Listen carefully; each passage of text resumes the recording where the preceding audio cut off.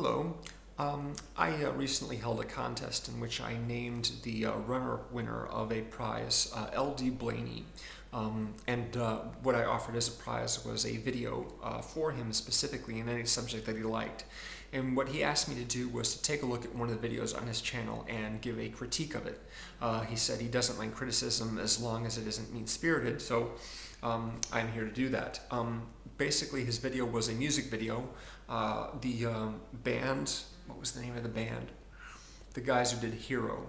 Look at this photograph. That guy, that particular band. I forget the name of it. No, I don't remember. Sorry. It's not a band that I'm particularly fond of, but it's not like I hate them or anything like that. So I felt I was able to review the video objectively. He took a song by this band and made a video in which a young man is running to meet his girl before she leaves. She is standing at a street corner. She's waiting for a bus or cab or something like that. She's about to leave, and he's trying to get to her before she leaves. And as he runs across various parking lots and parks and what have you, and alongside streets, there are individuals that he passes by that join him. And this kind of reminded me of a video that came out in the 80s in which a guy basically playing a keytar walks along down a city street and then zaps people with his keytar, and they turn into dancing club kids who then follow him along. I believe the song was called Close to the Edge, but I don't remember the name of the group. And this video reminded me a little bit of that. Now, I have to say, on the positive side, one thing that I really thought was interesting was the way that the entire video is basically in black and white, except when it occasionally shifts into slow motion, wherein it turns to color and then goes to black and white again for regular speed. I thought that was interesting. But there are a lot of things that I didn't think were successful in this video, particularly the way that the pace of the video doesn't really match the song.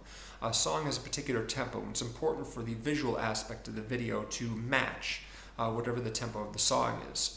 There's a video by Radiohead called Paranoid Android, and it's an animated video, and the editing of the animation does not match the pace of the song, and so to my mind it is unsuccessful. If you look at films that are directed by Christopher Nolan or Martin Scorsese, you'll notice that both those directors tend to favor sort of short shots, and they don't feel a need to show an entire course of action in order to depict it.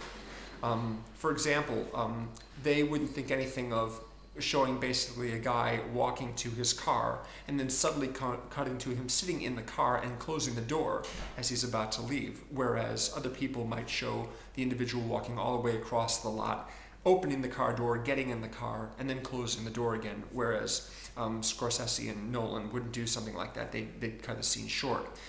They'd cut the shot short because they know that audiences who watch their films are sophisticated enough to understand what's going on and not be discombobulated by the fact that there's missing bits of action in there.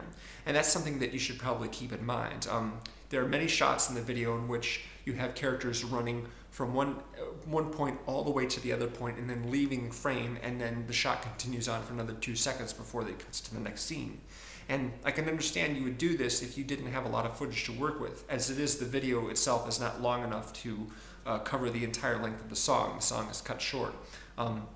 So instead of suggesting that you maybe shoot additional footage, I would recommend maybe coming up with another scene, another a storyline or bit of action to intercut between the shots of the guy running, so as to keep the whole thing shorter and to keep the pace up. And another thing important is that when you edit a music video, that the editing match the tempo of the song, or at least the cuts come on the beats rather than some other way. I've actually done some editing of montages where I would take a piece of music and I would cut shots from films over it, just for fun, basically. And one thing that really helps that is if you cut on chords or on beats, and that just feels more natural and it has a better rhythm to it.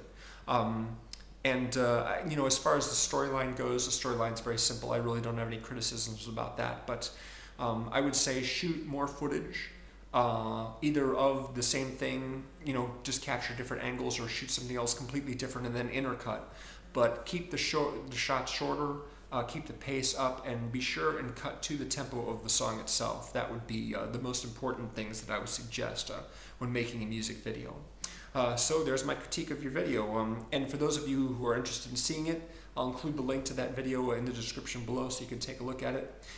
Once again, thanks to LDBlaney for entering the contest, and Greg, congratulations to him and all the other guys that won prizes and what have you. Take it easy.